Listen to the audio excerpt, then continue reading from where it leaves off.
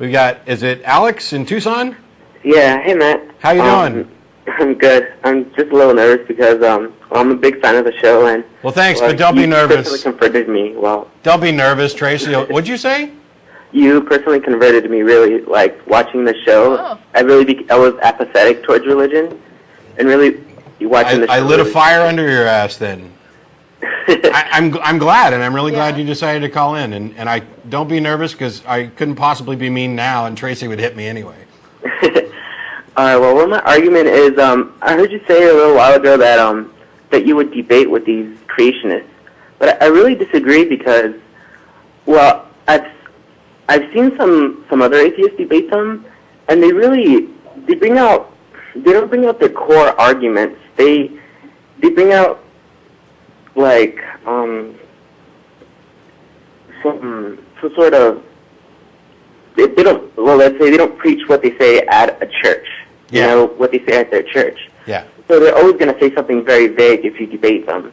And like Richard Dawkins says, it really legitimizes them if you debate them. Yeah, and that's the thing, is that Dawkins and several others have pretty much agreed and said they're not going to debate creationists. However, they're in the position where they are scientists and saying, I'm not going to bring your creationist ideas up to my level as a scientist.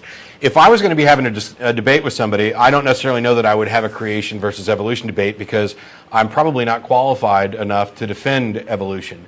I would prefer debates that covered philosophical topics, religious things, the idea of God. Now, I'm not opposed to having a debate, and I'm fine with going against Dawkins here because I'm not representing science if I'm debating creationism at all. And actually, I wouldn't debate evolution. What I debate is the merits of creationism and the logical arguments and evidence for that. And then they would have the burden of proof to establish their claim, because I think that's the position they're in.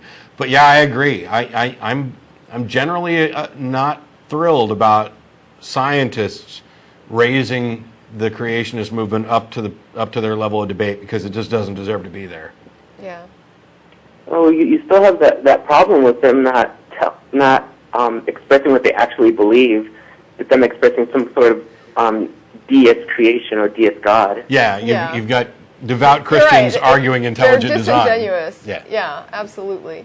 And by the way, that's maybe this is one of the reasons why I haven't had too many takers on debate. I would specifically set up a format where the structure is such that we would do our best to avoid that. You pick a topic and you go to it. And if they do that, then your only response is, congratulations, I just won the debate. It's like when Ray Comfort decided to go ahead and debate the Rationalist Response Squad, and he promised from the get-go that he would be able to demonstrate to anybody and everybody there that God was there without ever referencing the Bible. And inside of like 30 or 45 seconds, he was already referencing the Bible. Congratulations, Ray, you're a liar, and you've lost this debate.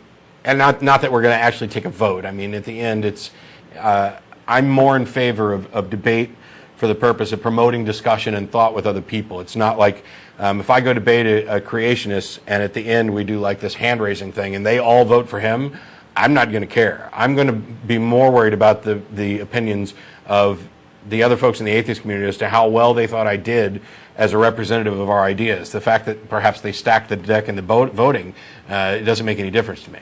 The other thing to mention, Alex, is that when you do like a public discussion, we've had people come to list where I know that like Matt will take discussions private and he'll have people that he discusses with privately, and I make it a point never to do that because I feel like for myself it's kind of a waste of time. Yeah. When I have a discussion, I usually will only have that discussion if there are other people observing the discussion. And part of my reason for doing that is that I feel that a lot of times there's somebody that I'm arguing with who I already know up front that I am going to have no impact on this person's position. The person is not interested in really examining the issue. They simply want to promote a belief. When I do that, the reason I will continue a discussion like that has nothing to do with the person I'm debating. It has to do with the person, and when I say debate, I'm talking informally online.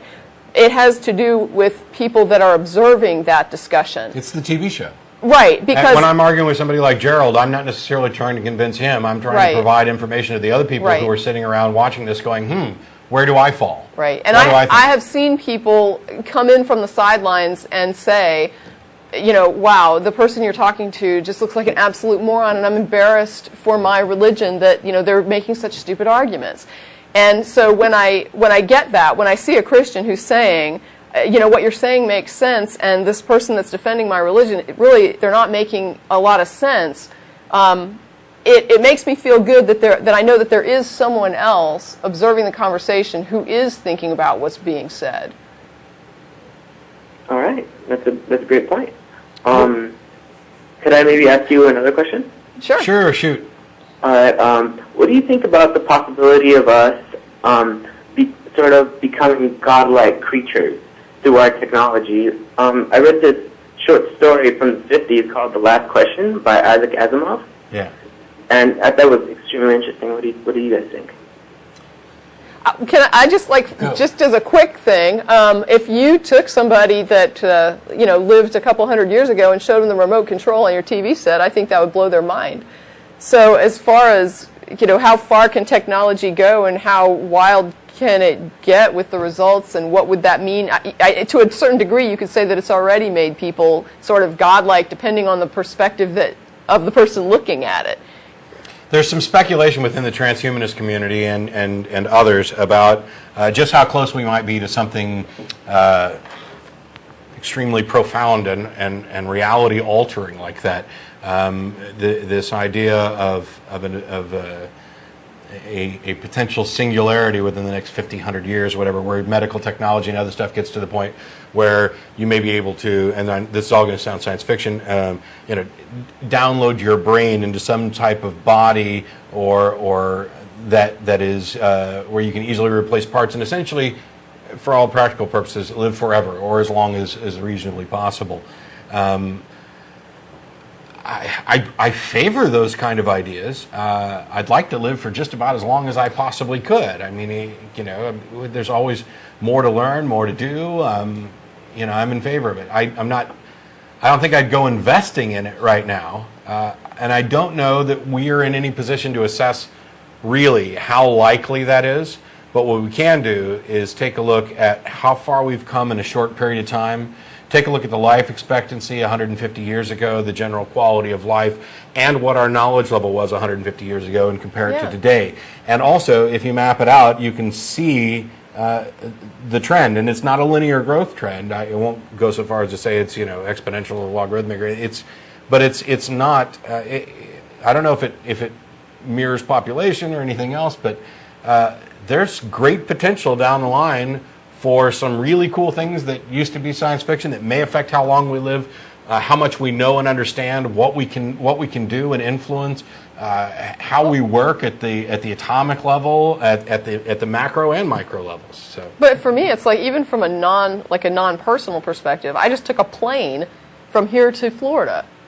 I mean, I'm on something, I don't know how much that plane weighed, and I'm flying through the air going to Florida. And I'm thinking, I can't believe that somebody engineered a way to get something this heavy off the ground and then make it go how fast that thing went to get to Florida.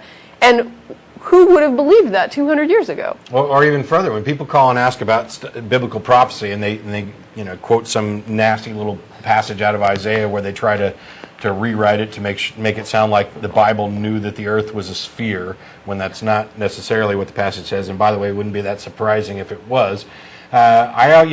Where's the prophecy that tells us about the germ theory of disease? Where's the prophecy that gives us real scientific insight? Where's the prophecy that says, in the future there are going to be huge metal tubes flying around in the air? I mean, that would have been something that would have been absurd and beyond the grasp of the people that were writing these books. Or that we were going to go to the moon. Why? Yes, and men will walk on the moon. And why is it that these revelations in prophecy don't seem to go beyond the scope of understanding of the you can see marauding band of barbarians who wrote the things? Yeah. But I think, wasn't it Galileo was talking? I think he was talking about the rotations, but I mean, it's still spherical. It's like you see the shadow on the moon, and there it is. It's a curve. Yeah.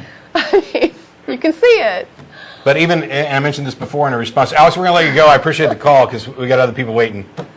But thanks for calling, Alex. All right, thanks, guys. Thanks for changing my life. Thank you. I mentioned this in an email, that it was never surprising to me that somebody might describe the circle of the Earth. Because if you stand at the top of a mountain and look around, guess what? It's 360 degrees. Right. And from there, it's not very difficult, and I realized maybe I'm some mental giant to have come up with this while I was sitting around in my underwear answering email. But it seems to me that somebody in the ancient times wouldn't have had too much difficulty saying, you know what, I see the circle of the Earth while I'm standing here on this mountain. And oddly enough, when I move over to that mountain that appears to be at the edge of the circle, when I climb up to the top of it, I see a circle there. Right. Not to mention they were navigating. What way could we possibly put all these circles together to describe the shape Right. of the planet that we live on? But they were seafaring even back then. Yeah. I mean, And the mast disappeared. Yeah. Yeah, it did take, I don't want to downplay the significance of what these people came up with. Any epiphany that I might have had is coming on the backs of centuries, millennia of mental giants, and I'm just, well, yeah, it seems obvious to me now. It wasn't always obvious to somebody, but it shouldn't surprise us, any of us, that at some point somebody managed to figure out that the Earth was round. It had to happen. And by the way, it doesn't matter if some old book, some guy got it right in an old book. It's completely useless information until it's verified scientifically. So it has to wait for the scientific discovery anyway. I mean, it's, silly, I